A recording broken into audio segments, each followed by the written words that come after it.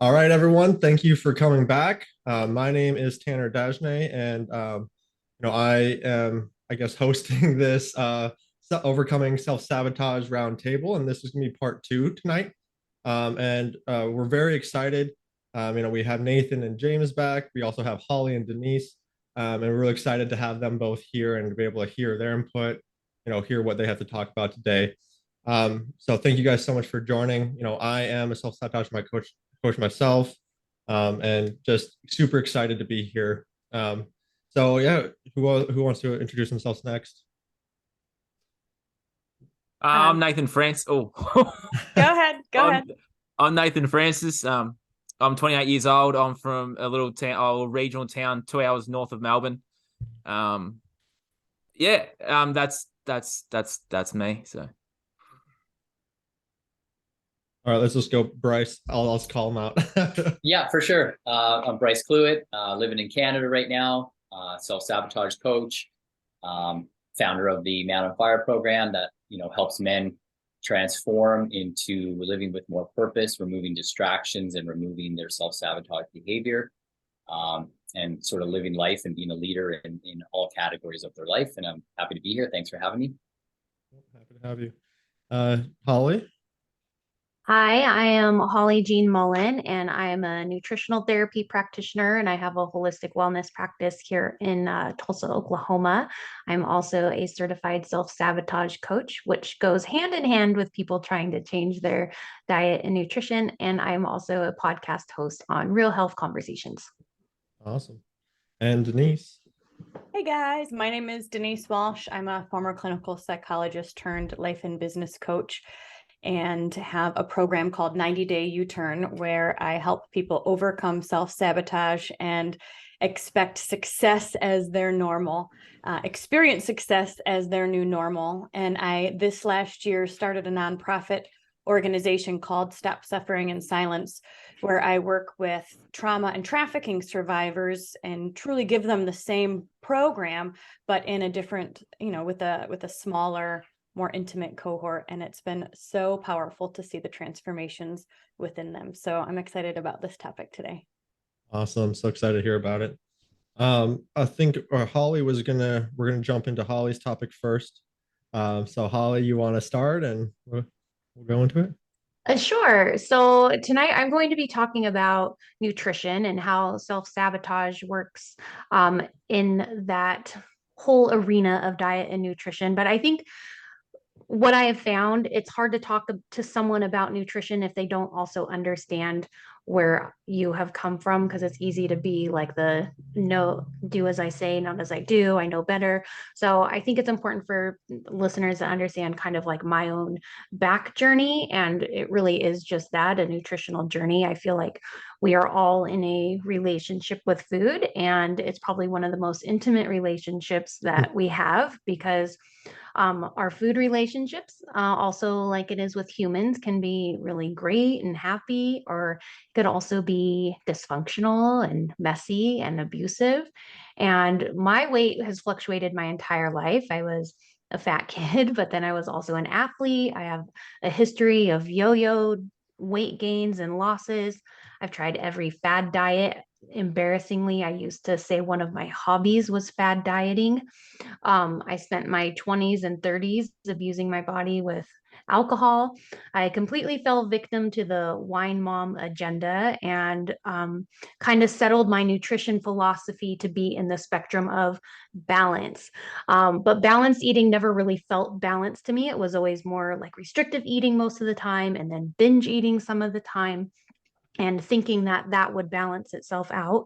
But balance just led me back to that seesaw of going up and down in my weight. And for a lot of people listening, I know you may know this pattern well, like I did, and you understand that shame and the guilt and all that negative self-talk that comes with this balanced lifestyle.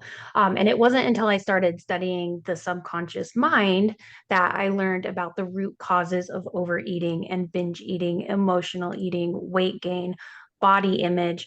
And it wasn't until I started working with a coach myself that I learned the key strategies to help me break free from those patterns. And I think most people, when it comes to nutrition and diet and health, they have an idea of what their sabotaging ways are. I think most people understand that eating a gallon of ice cream and a bag of chips while Netflixing is not like a healthy way to live. But what most people I don't think understand is where those behaviors come from. And it's not a lack of willpower, it's not a lack of discipline, but it's the result of programming. And your subconscious mind, it's taking in 40 million bits of information per second. And the subconscious wants to mimic that behavior and record it and repeat it. So what you consume goes well beyond food and what you put in your mouth. It's also your environment, the people who are around you. So number one, we got to start hanging out with better people. But because we're human, our DNA is just encoded to copy and mimic and emulate whatever we see. So to start changing, we need to expose ourselves to successful people, either online or in person, or hang out with healthier people. Because if you're not eating foods that regularly bless your body, that make you feel great and give you the energy you need to fulfill your purpose and dreams, then you're not living your best life. But it does go a little bit deeper than that. On the very practical level, the food that we eat now, our modern food, is overly processed. It's devoid of nutrients. It's full of chemicals and additives and artificial everything. It is literally poison to our bodies. And our subconscious knows this. It knows that we are eating poison. And this makes us weak, and it makes us more dependent upon fitting in with the herd or the tribe. I don't know what all we have covered in the previous episodes, but as humans, we are tribal. We like to be with a group, and there is safety in the group, and we prioritize that safety by finding commonalities within our tribe of people. And just like wounded animals or sick animals, they rely on the herd for safety and protection. If we are eating food that our body perceives as poison, then we are going to be more dependent upon the herd for our safety. Now, our subconscious doesn't know that what we're watching on TV or seeing in commercials, or while we're out and about seeing marketing and billboards and stuff in the store, our brain doesn't know that that's just marketing and TV. It thinks that's how we're supposed to be.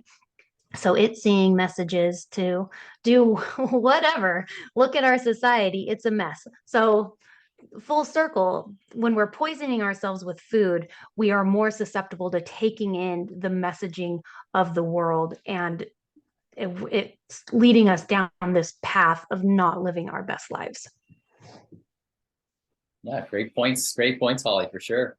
I'm going to jump in because we all went through those journeys ourselves when it comes to starting to clean up our diet. And I think that was a pivotal moment for me. Cleaning up my diet, I gained clarity. That's exactly the way I explained it. As soon as I started to eat better, I call it conscious eating, right?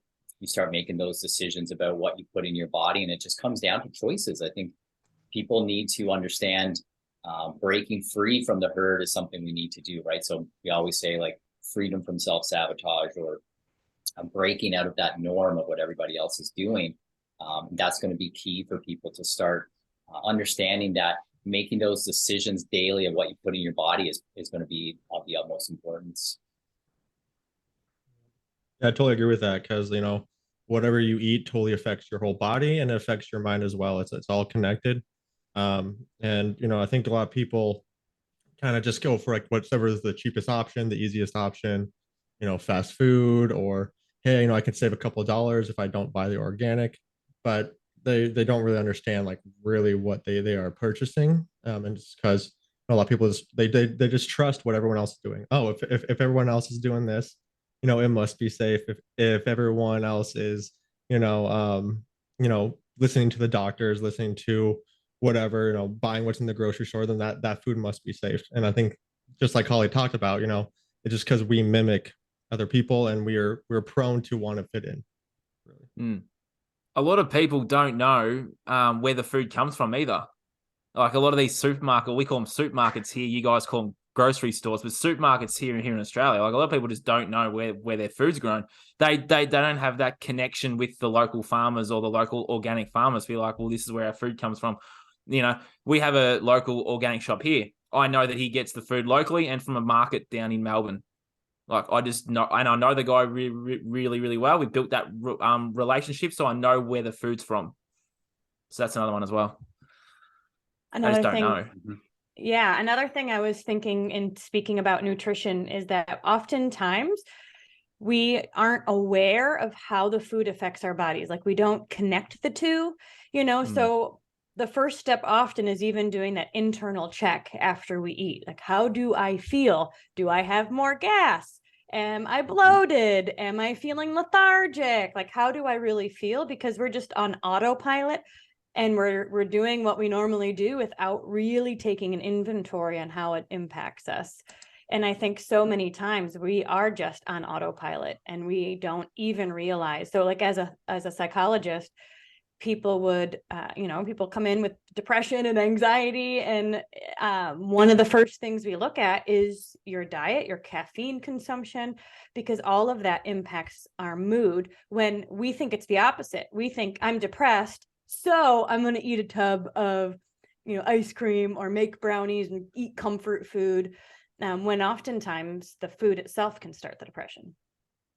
I will say, like, I think you're not the norm if you are even asking about diet and nutrition, because there is an absolute direct correlation. But at least what I see in my area and with my clients, because usually people come to me as a last resort of going to other people, is that is not normally what is asked about. But it is absolutely true, because nutritional deficiencies, gut dysbiosis, blood sugar imbalances, those are going to lead to feelings of depression and anxiety and just a general feeling of unwellness that people will look to, oh gosh, I need a pill for this, or I need to take something for this, rather than looking at what am I eating and making those connections of how it makes them feel. Right. Even kids, in my psych degree, we weren't taught nutrition. It's just not even a thought. But when you start working with people, you're like, wait a minute, you're eating all sugar. This is not good for you. And now you're having behavior problems, so there's certainly links to what we eat and how it impacts our behavior. Right. Yeah, well, and I think, you go ahead. I was just going to say, I think some of it comes back to, in my sort of, when I'm helping my clients, is leadership, right? Is taking onus on what you're putting in your body. Like we mentioned, how does it make you feel, right? This sort of, we have this victim mentality of like, I feel bad, I'm going to eat, and then I'm going to go to the doctor for a quick fix. The doctor is what helps me with nutrition, when that's never been conveyed, right? So I always come back to leadership and being like, you know what, you're in charge of what you put in your body, and you should be looking at that down to the level of when we used to go to the grocery store and like read the back labels, right? I'd be standing there. I remember when I first started doing it and just reading all the stuff and then putting it back, and then going again. And now it's like, I know exactly, I go in there, it takes me 5 seconds to go get what I need and come out, right?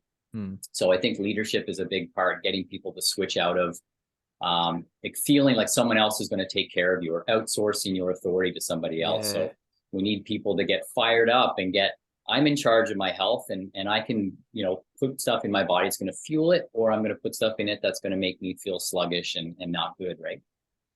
Taking power back.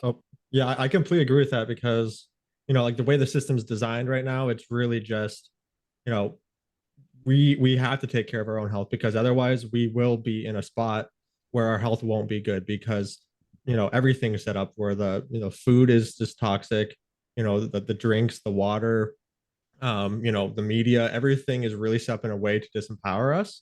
And as unfortunate as that is, the medical system isn't really there to make us healthier, because it's just there to provide solutions or problems to our symptoms, really, and it doesn't really address the root cause of the problem.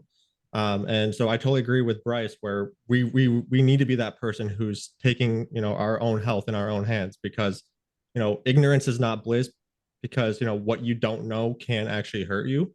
And it's a perfect example right now. We have the most technology we've ever had. We have the most information we've ever had. We have the most ability to keep our food cold and, be able to get food from across the world that we've never been able to do. But yet we have the most unhealthy population yet. What's going on? It's because people aren't taking care of their own health. They're just taking word for, they're just following what everyone else is doing. And unfortunately, it's leading us all down a path that we can recover from, but we need to take action to do so. Yeah, I like to say that we are on a high fact diet because there is facts and information everywhere. There's no shortage of information, but there's conflicting information, there's confusing information. And even if you're finding the right information, you still have to take that and have action. Information is not power, action is power. Good point. I'm also Yeah, reminded of the people that say, oh, it's just in my genes. And Bryce, you mentioned taking your power back, right? And I think that's a piece of it. Like, oh, this is just the way I am. This is the way my family is. And this is the way we do things here and that kind of stuff. And you think that's, again, just another example of putting it on someone or something else and not really taking that ownership. Yeah. We have all the knowledge and all the power inside of us. Yeah. And once we start to clean up our diet, we can start intuitively eating. Like our body will tell us what it actually needs. Yes. Because mine tells We're me the all only the time. species that wonders, what should I eat? Yeah, it's true. What do I feel like eating? But I love that. Yeah, like we've gone through those times of, fat is bad, meat is bad, all those different times. And if you start to understand, like somebody else is telling you what to do. Somebody else is guiding you to like go get the chips and eat the late night snacks, and we'll hear everything in moderation. We hear those bumper sticker slogans, right? When you really get down to the subconscious part of it and realize, consciously, you need to understand why you're eating. It's to fuel your body, right? We all want fun. We all want pleasure. But when you start to understand that you can find pleasure in feeling strong, you can find pleasure in, feeling good about yourself and knowing that you're, maybe you picked cucumbers that were made in your local town, right? Rather than the ones that were made in Peru, or like, that's what I got to when I started conscious eating was why would I get something that's like halfway across the world and when I can get something that's right next to me? It just sort of snowballed into becoming more clear about everything that I was trying to do. My purpose, right, was to eat healthy and fuel my body. And there's going to be times when, you go out and you have something that maybe isn't the best for you, but getting back to that ownership of being like, I'm not going to feel guilty about it, right? If you feel guilty about eating something, you're going to shut down your whole sort of digestive system and you're not going to be taking any nutrients from it. So I try to tell people that too, like guilt when you're eating, just get rid of it, right? Start taking ownership for what you're doing. I'm having a meal that's not the best for me. I'm going to enjoy it. Then I'm going to move on. Tomorrow's another day, right? Progression, not perfection. That's right. Yeah, I totally agree with that. And I feel like it's important to address, like, there's all these fad diets out there, like the vegetarian, the all meat, there's so many different ones, right? And I feel like none of these work for every single person. Everyone has their own little nutrients and own like foods that they should be eating because everyone's different and everyone, I think it really depends like on where you were, like where your ancestors, like what your ancestors ate and things like that. But also like depends on what you've eaten as a child and like the nutrients that you've actually missed out on. Because a lot of us are just deficient in different nutrients. So we need to eat different kinds of foods. And just to eat a wide variety of foods, really, you can't go wrong with just eating actual food that's like grown and like not processed, right? And that's not just sprayed with a ton of chemicals. That's a really good starting point if you're just like confused by everything. Just make sure the food you're getting is not doused with chemicals, that it's not processed and it's not been packaged and stored for years and years, and you'll be at a very good starting point. That's exactly the advice I give to my clients as well. It's like, just start with real food. And I don't even push for organic right out the bat. Like if someone's used to eating drive-through all the time, I can't expect them to suddenly eat the cleanest diet. So it's like, okay, just start with meat and veggies. Let's start there. And well, let's not worry about quality. Like that can come down the line. But if you just need to start somewhere, just start with eating more food that comes from nature and less food that comes from a box. Yeah, that's a great point. And even teaching people that, having a plan. I always tell people that I'm coaching, like, oh, little puppy, just to have a plan, to know that, okay, I eat breakfast because I just fasted all night. I'm going to get some protein in me or whatever. But the whole, like, just reaching for stuff in random times, or, I see a lot of it here in Canada. We'll have, raising money for something, raising money for heart disease, and they're selling hot dogs, right? Or like, it's just consciously thinking, right? I just had dinner, but I'm out, and then I see somebody I want to donate to it, so I'm just going to eat a couple hot dogs. Like, it doesn't make sense, right? So you got to start thinking and having a plan about, what am I doing? Am I trying to build muscle? Am I trying? So just conscious, always trying to use that frontal lobe, right? Yeah, and that's a good point. Tanner brought up a good point with, we all have different needs. Like, there is no such thing as a perfect diet. There is no such thing as a perfect diet for all people. And it is just prioritizing, what are your goals? Because there is no shortage of influencers or gurus on the internet telling you what you should be eating, but you don't know where they've come from. You don't know what their goals are, and what they're telling you might not even apply to you at all. It might have worked for them. It might work for the people that they're working with, but everything is so bio individual. You really need to filter it through that lens of what's right for me. And again, taking back your power, as Bryce said. And it's like, we need to stop looking outside of ourselves for the answers for how we need to live our life and run our lives. But the other downside is you're never going to come to that point if you're continuing to eat foods that are full of chemicals and highly palatable flavors that are just going to keep you feeling like crap and addicted to eating those foods. All right. Anyone got any other points on it? Like, I had some come to my mind, but it's more of a solution, so I'll save that for that part. Well, I've got one point to add. Jason talks about it. It is a form of mind control too, but once you're consciously aware of it, you can make change. And it's a program. It's not actually you. And during our coaching, we put out videos of Darren Brown or that Max Major video. You can be reprogrammed in a matter of 2 minutes. 2 minutes is all it takes. So once you're consciously aware, you can start to make change. Fantastic That's point. all I'll add. Because there's a reason why marketing companies and just giant corporations spend billions of dollars on advertisements every year, and do product placement and things like that, because they know it works. And the more repetitions of something we see in our environment, the more likely we're going to be drawn to it. And so whether it is the Coca-Cola can, or the McDonald's burger and French fries, Starbucks, Starbucks is so common, right? Those things are always in the environment. Look at the TV shows you're watching, look at the billboards when you're driving through. Those things all have an effect on us, and pretty much our subconscious mind is just playing a matching game. It's saying, hey, look, I saw this, look at all those people lined up at this place, look, everyone has this, like, oh, our superhero the Flash is eating some kind of burgers and fries. Everyone's doing it, we might as well do it. Even the people who are super strong and healthy are doing it. Look, LeBron James is drinking a Sprite. They're like, it's all there, right?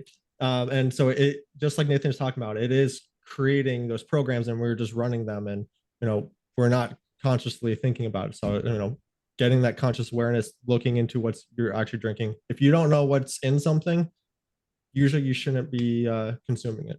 That's another one I'll add too. Hydration is key. Like, a lot of people are dehydrated. Like in my country, in where I'm from now, like, people are drinking their Coke, drinking their, well, we call them soft drinks. You guys call them sodas.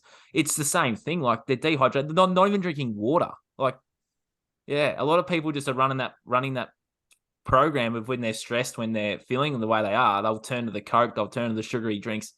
So, like, just get back to drinking some water, and then educate them on, well, the water that you're drinking out of the tap's not real water either. But, just start hydrating yourself, because a lot of people out there are dehydrated, and that's another problem as well out there. Yeah, and I think it comes back to taking ownership of your life, right? When it comes to what you're putting in your body. So if you're consciously thinking about what you're eating, you wouldn't be drinking Pepsi first thing in the morning, right? I'm sure there's people out there who wake up in the morning and they have their habits, right? When you start to become conscious, your habits are going to be conscious habits. They're going to be hydrate first thing in the morning after, not drinking all night. So once again, self-sabotage is so important when it comes to recognizing what it is and how it influences you. Then you can flip the switch and use it to your advantage. And that's really what we all try to teach, right? Yeah, exactly. I think that's exactly what we're trying to teach, right? To be able to take care, control of your own life, because really, what we want for other people is that they can go out and like change their life every single day, where they don't need to come back for help, recurring help every time, that they fall down something. They have the tools that they need, and they can move forward, start moving forward in life and addressing. You may not be able to make all the changes you want instantly, but you can actually start. You have a plan, you have the tools, you have you have the things that you need to start moving forward. I think that's so important. And what can be instant is that decision that you're going to be different. And then base every decision that you make off of the person that you want to be. How would the person I want to be do this? And to let go of being that victim and, oh, well, this happened to me in my life. We've all been through crap in our life. And you can let that be an excuse and a reason to say, I can't do it. Or you can say, hey, that happened. That's not who I am. And that's not going to carry with me into my future. I can decide right now that that changes. It might be a process changing, but you can make that decision. And it is a decision. It's not an I'll try. It's a I will. Very fun. Perfect. Yeah, and I think that identities is so important because I know actually me and Bryce were having a talk when we did our podcast, and he talked about what would a healthy person do when he was thinking about eating healthier. Like, what would a healthy person do? Would they reach out and grab this cake right now, or would they go and go to the fridge and grab some fruits and veggies? Would they go actually get some actual substance through their food? And I think that's so important because the identities that we assign ourselves and that we see ourselves in is kind of usually locks down our path. It can be another program that we can hold ourselves back without even realizing it. Yeah, like I think that's a great point. When we had that conversation, I mentioned about a lady who all she did throughout her whole day was every decision she made around food was what would a healthy person do? And then she made the decision. And then the next time she was presented with hunger or a decision, she said, what would a healthy person do? And she just kept doing that and ended up losing like 100 pounds just from making those decisions. And so she became the identity of what a healthy person would do, right? Perfect. Any other points? I think we all have like tricks with working with people and doing that too. I know we're going to talk about the solutions, but it comes with like making sure things that you're seeing day to day repetitively reflect those changes in that person you want to do too. So it's like if you're thinking, what would a healthy person do? Seeing what healthy people actually do reinforces those choices. Yep, exactly. All right. Well, we'll wrap this part up talking about the nutrition, and we'll come back to it for the solutions because I think we all have a lot of different solutions we're excited to share. Denise, do you want to talk about what you were here to talk about today? Yeah, so I just wanted to share a bit about how I've been implementing the overcoming self-sabotage content with trauma survivors. Now, of course, like I'm specifically talking to what happened in the brain when somebody's experiencing a traumatic event. But in reality, I also think most of the world is living in this chronic fight or flight mode all of the time. We're living on this hamster wheel, experiencing chronic stress. We have limited relationships. The people we see at work aren't people we're deep friends with, and we don't get to spend, so although I'm speaking about trauma survivors, really, I think this is helpful information for anybody. So when somebody experiences a traumatic event, basically their brain freezes and they take a snapshot of everything that's around them, which is why often a survivor they might not have a good memory on a day-to-day basis, but they can remember details of their trauma. And we can all relate to that. I mean, think about where you were when 9/11 happened, or when Princess Diana died, or when these big life events happened. You remember exactly where you were, what was going on, and our brain just like takes a snapshot. But what happens is your body also starts to excrete these chemicals And those chemicals are released throughout your body, putting you into the fight, flight, freeze, or fawn mode, right? We tense up, our blood goes from our brain to our limbs. We activate the sympathetic nervous system, and now we no longer can think. We just act. And we default to, whether it's fighting or running or freezing or fawning. Fawning is like people pleasing and trying to ignore the situation and just like try, again, you think domestic violence survivors, they are often trying to appease the situation and bring it down. And so what happens is that this can be the normal. You know what I mean? Like this ends up being the way that a survivor they think life is normal, especially if trauma happened in their first 7 years, because then oftentimes those patterns, the thought patterns, the brain patterns, and the physiological patterns are more hardwired into the body. And we will stay where we are, even if we don't like it, because it's normal. Even if we take steps outside of our comfort zone, in a healthy direction, it still feels awkward and weird, and we snap back to what we deem normal. And so what I do with trauma survivors is help them to recognize that they're living in this chronic, I call it drama, like a state of drama. And once you know the difference between what it feels like to be in drama and what it feels like to be in what I call dream world, like living in the world of dreams versus living in the world of drama. I mean, we could call it calm versus chaos. We could call it panic versus peace. We could call it a lot of different things. But once you understand the difference in how your body feels in those different situations, you can then learn the skills to take yourself, as Bryce has mentioned, taking your power back, having that radical acceptance, radical honesty, and then taking 100% responsibility to shift your body outside of fight or flight and into rest and digest, or rest and repair, or parasympathetic nervous system activated. And there's a few ways that I teach people to do that, and we can certainly talk more about that in the solutions. But what I think is fascinating for trauma survivors to know is that this is the way the body is designed to work. There's something called the Broca's area in our brain that is, what's the word? It's like, it's in charge. That's the word. It's in charge of speech. And when you're experiencing trauma, it doesn't function. And so after a traumatic event, if you've ever, you can imagine somebody coming home or going to the police station and they're like, what happened? What happened? Tell us what happened. Like they physically can't speak. Like, they're not trying to be rude. There's reasons why our bodies respond to trauma in this way. And flashbacks are a similar thing. When the body starts to relax, then their brain can bring up a flashback that they haven't thought of in 20 some years. And so again, teaching survivors how the body and brain work and how what fight or flight mode really feels like gives them a space to say, okay, I'm not crazy. I'm not a weirdo. This is how I was made to work. My brain is really smart, and I do have the tools to change it.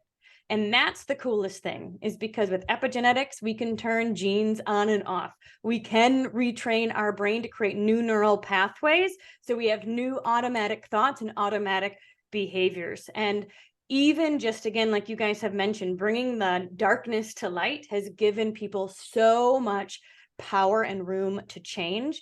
I've had survivors say, this is the best year of my life, because they finally feel ownership of themselves and like they're not at the whim of the world around them. That's so awesome. I love that. And, if I just want to talk a little bit about that too, because I do see how people will go through those traumatic events and that defines who they are, right? That's what you said, like your body goes into it almost like a shock.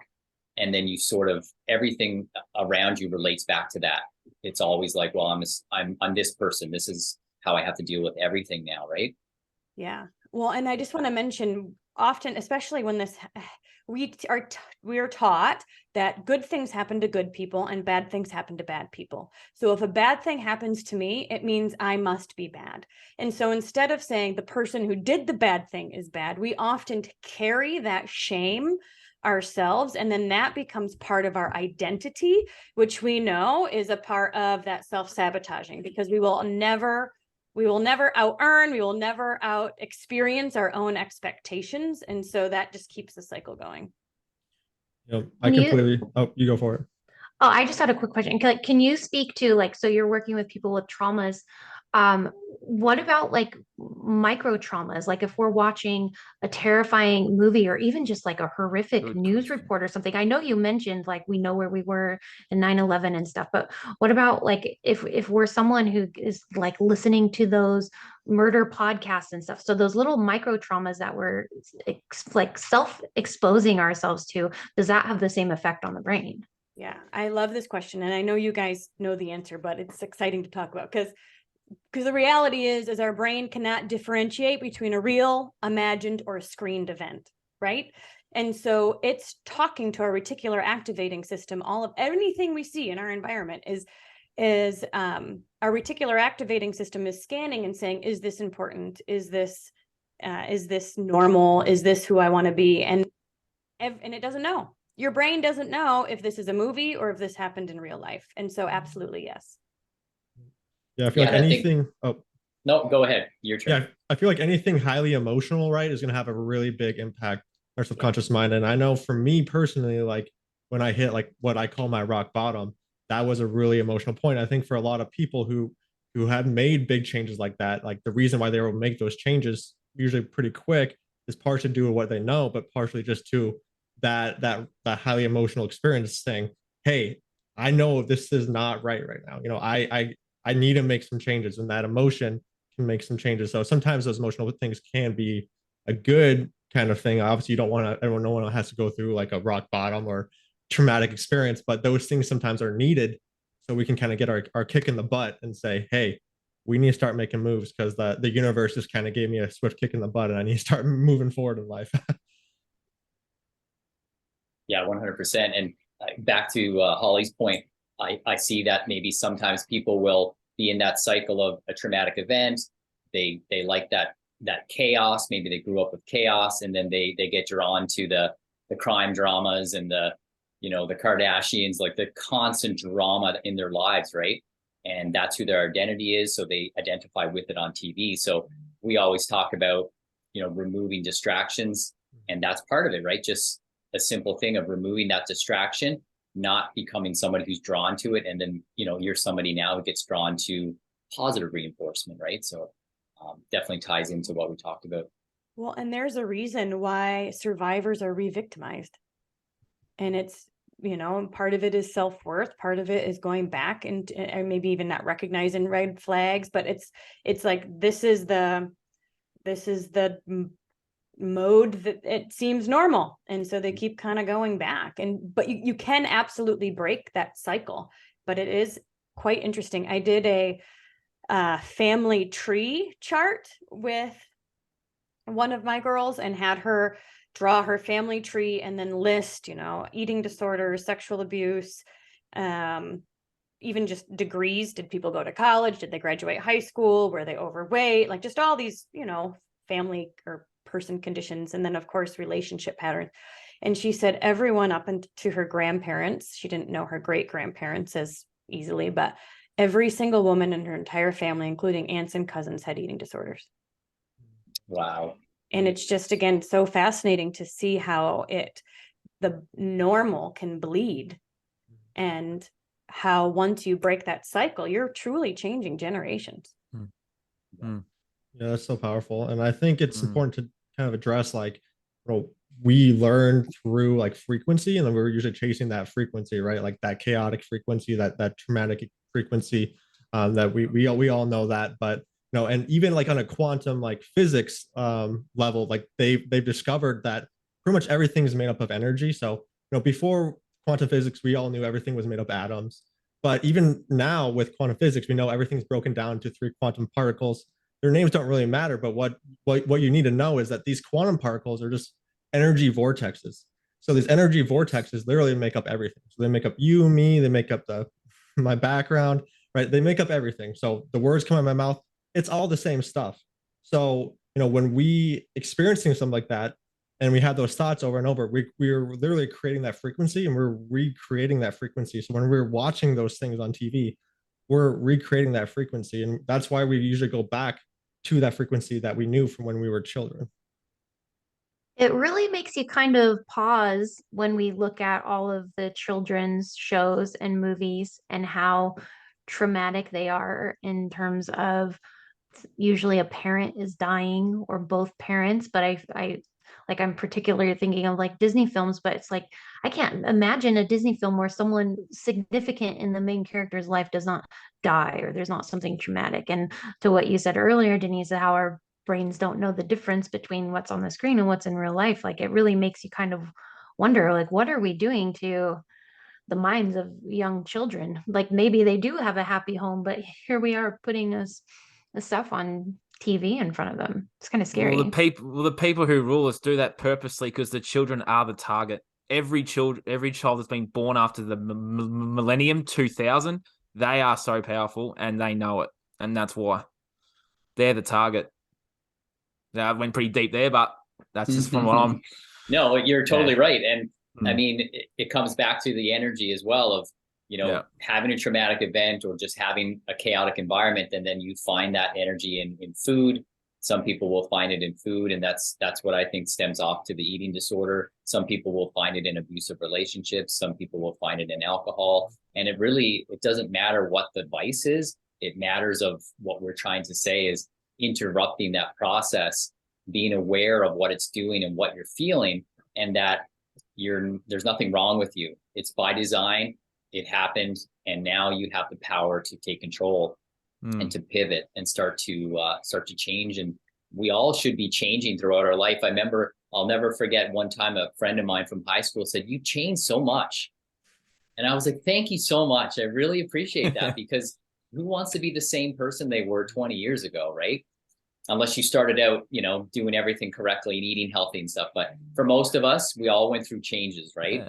And that's important and should be embraced by everybody. So, yeah, love, change the frequency from fear and hate into love and watch your life change. I know it's cliche, but the love frequency, like you find that love for yourself and you can love everyone around you and you can allow that in and express that out. Like that's the frequency to change into love, because we're all pure love anyway. I remember one of the girls I was working with was like, will I ever not be triggered?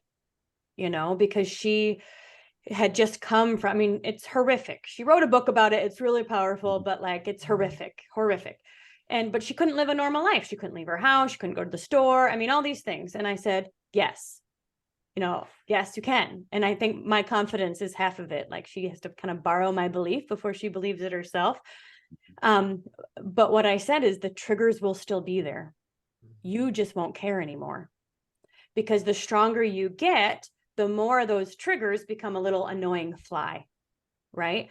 And so it's been about a year of us working together, and she's now like, oh my gosh, I don't even think about that issue anymore, or this annoying thing happened and it didn't spiral me for 3 to 4 days, or, and I think again, as I think we can keep coming back to this inner strength and this inner knowing, this inner confidence. And the stronger we are inside, the less we have these emotional strings to everyone else around us.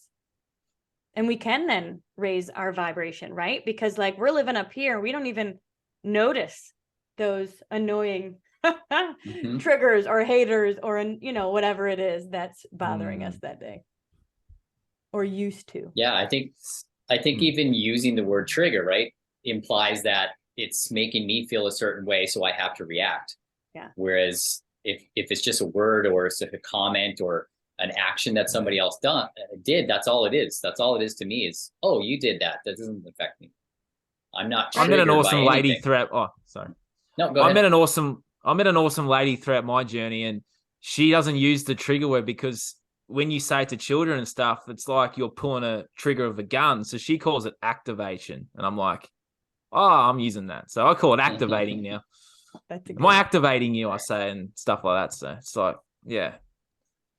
So It that seems trigger, like it's so like, many people are so easily activated these days too. And it is just that. I don't know if it's a combination of just people being so into themselves and self-centered and but it seems like people can just be activated. Like, why do we have to respond to everything? Like, maybe that is just like the frequency of, I mean, I'm just going to speak to social media. I feel like this frequency of social media is me, and hate, hate, hate.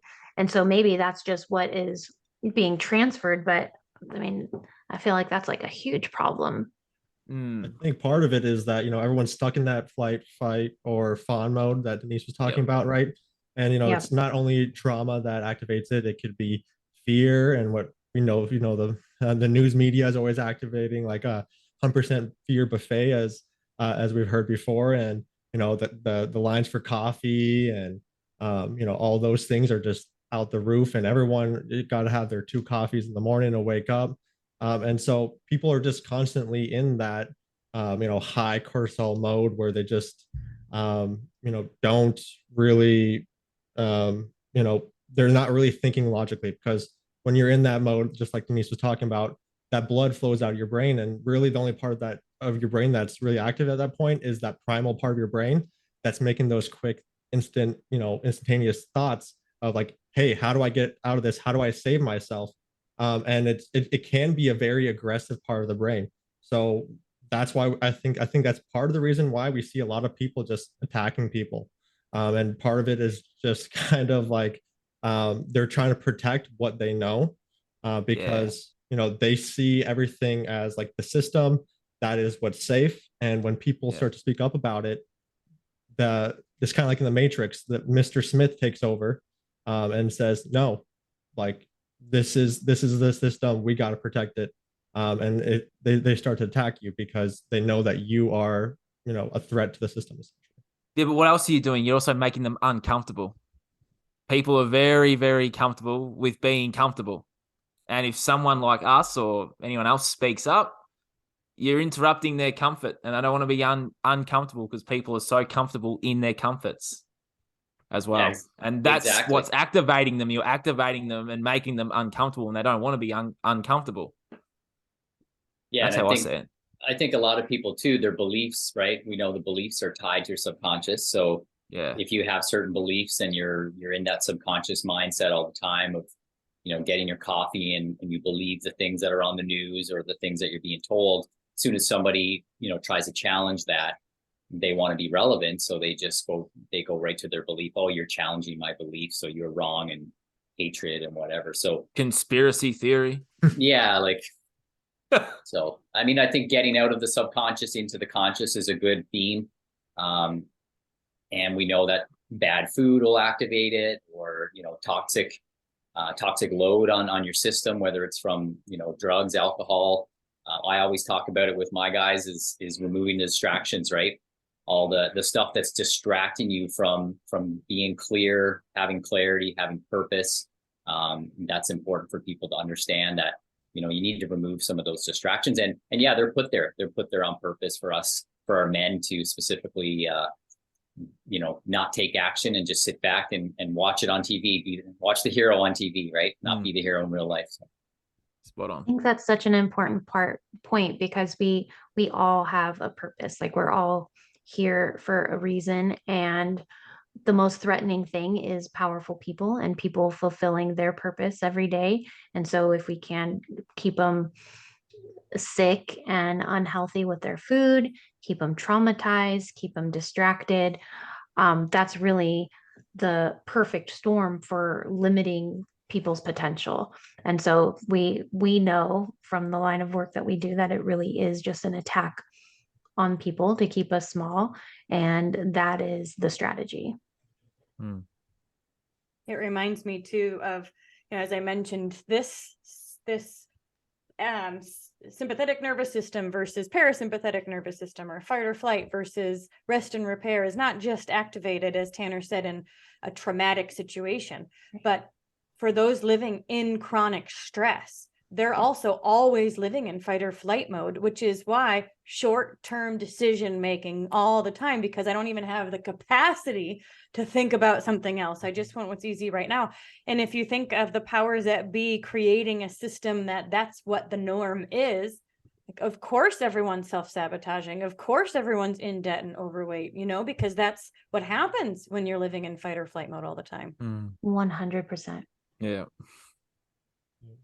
Completely agree with that. Oh, we're gonna say Salt, sugar, and fat. That's the remedy, right? For Yeah. when you're feeling stressed or you're feeling, that energy of wanting to be in chaos. It's the scientists have created salt, sugar, and fat as that magic recipe. That bliss point. Yeah. Mm. Genius. I feel like not only like those things can trigger it, but the system's kind of just designed around short-term thinking too, right? We got the quick pill or that quick fix pill that you can take and you'll lose all your weight, or you can fix your disease, or you can do this real quick and you can cure your disease, or all those different things that really it's just short-term thinking is just kind of shoved down our face. But I think a lot of short-term thinking leads to self-sabotage because people aren't really thinking, where is this going to take me down the road, right? We also got that phrase that's so popular now, YOLO, you only live once, right? And that's like pretty much the self-saboteurs like catchphrase, right? You only live once, and then they go jump off and like a bridge or something, and they go down a bunch of alcohol, and they don't think anything about it because that's just kind of the way society is. That's what everyone else is doing. We were born watching our parents do it. We watch on the TV what everyone else is doing it, and so we just kind of go down that route. And I think it's really important to be just kind of mention just like the society thing. Like society is built in a way to lead you down these paths, but that's not to say like we can't move forward, we can't break free. We just got to consciously break ourselves out of that short-term thinking and then look long-term. Start to ask yourself in the moment, is this going to lead me towards the life I want? Is this what would a healthy person do, like we were talking about, or what would someone who is successful do, right? Actually start to be conscious about what you're doing. Yeah, that self-talk. Is this building my dream or is this building my nightmare? Yeah, that conscious awareness and that self-talk is so important. Anyone else want to mention anything else? Well, no, I mean, I'd like to mention maybe something about that transition from child to adult, right? We talk about that where, children will look for pleasure, right? They're looking for pleasure at every turn, the next 5 minutes. And we see a lot of adults doing that, right? We see adults, looking for, they have nothing that they have planned to do. So they're looking for the next Netflix show to watch, the next series and the next food, and posting pictures of, all their Halloween snacks that they're stealing from the kids. And it's classic childlike behavior. So, knowing that people need to transition into an adult, and an adult makes decisions based on 5-10 years in the future, planning things ahead, planning your next day. That'll set you up for success when you have a plan, right? One thing that I want to mention is that the brain isn't fully developed until you're 25, which is why I think it's so interesting that we are in school until college and, until 23, 24, because again, our normal is a bit more solidified, and that's the only system we know. So it's just interesting how that happens, huh? Convenient. They know that. Those people that rule us know that. Yeah. And what we're taught in school, right, to follow orders, to follow everyone else. If you give a different answer and it's technically correct, usually you still get it wrong, right? Like they're just always looking for a way to kind of get you in line and follow what everyone else is doing.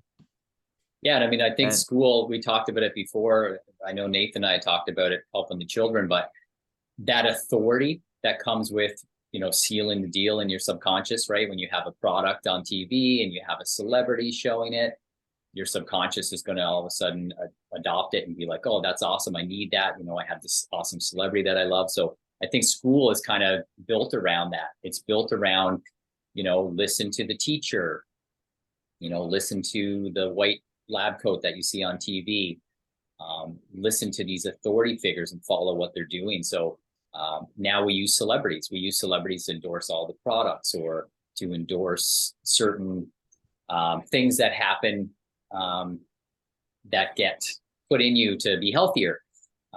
We see it on Instagram with these influencers getting paid money to sort of, tell people that they need to do those things. So I'm not going to get into saying what you guys probably know what I'm talking about, but I think that's what school is really what it's built for, is to form your opinion, to follow the lead of the person who's the perceived authority, and they determine who that is. It's not yourself. It's stripping children of their power between the ages of 5 to 22, 23. Children come out of these brainwashing centers and they have no power at all. It That's the starts work even I'm younger doing than right that. now. I feel like this you're could be right. a whole Another separate one, topic. yeah. This is like my passion, working with kids and teens, like doing this work with them. So It's yeah, so because important. there's a lot of brainwashing there. Well, and that's part of my story too, is I got my first real job, right? I was 24, 23. I just graduated with my master's. I'm off to change the world. And then I didn't have anyone telling me what to do next.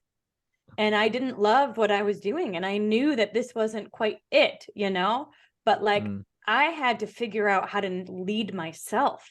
And that took a few years of trying to ask anyone, what should I do? What do you do? And they don't teach us that. And so it's truly empowering to gain back your own power, but it is not taught in the world today. It's going to be, though. It is by us. That is my dream, to put that in schools, make my own school and put it in there.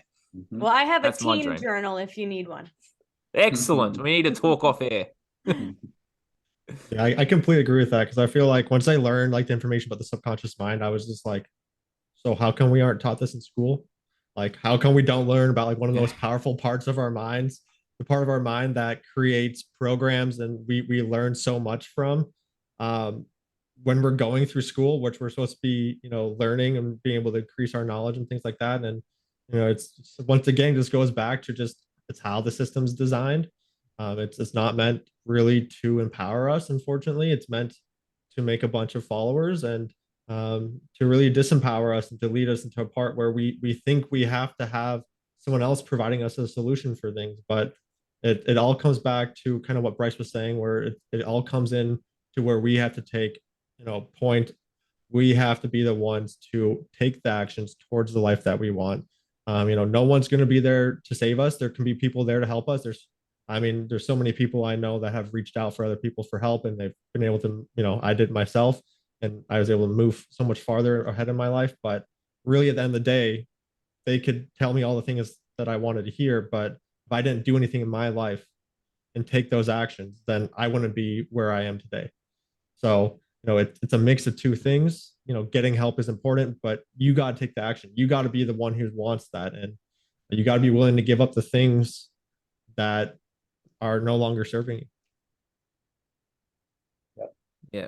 Goals and purpose. Have a goal, or have goals and have a purpose. And that's the best way to start. Yeah. I mean, we're taught to go get a piece of paper and that defines who you are, or, to get the education and that's going to be your purpose, right? When in fact, it should be, what are you doing daily to create your future? That we're not taught that we have the power to create what our future looks like, surround ourselves with positive things, right? Rather than just go to a school and get a piece of paper and then, you're in the system, then you're in the matrix. So yeah, great talk, guys. Yeah, that was awesome. All right. Well, I think that concludes it.